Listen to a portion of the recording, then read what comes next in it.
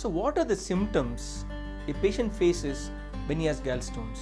Sometimes these symptoms can be asymptomatic and they have mild symptoms like gastritis, not able to eat properly. Most common symptom is fatty food intolerance. In the sense, whenever patient takes fatty foods, he feels some sort of discomfort or he has some sort of aversion to these fatty foods. Or sometimes there is discomfort which starts in the right hypochondrium radiating to the back. These patients should realize that he is having some problem and he has to undergo few investigations. Though the symptoms predominantly like fatty food intolerance have to be taken care of very seriously.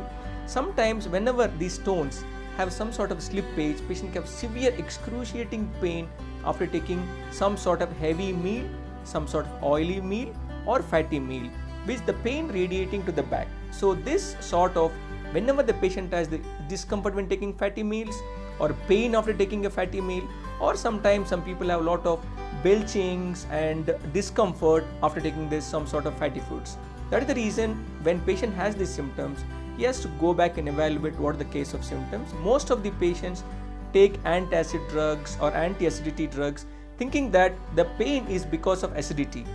So they are just a placebo-like drugs which don't really help you. So whenever you have these symptoms like intolerance to fatty foods, pain, you need to take help in sort of evaluating with ultrasound to see what is the cause of this problem, because ultrasound is the only investigation which can easily diagnose gallstones. Many people undergo endoscopy without getting evaluated with an ultrasound.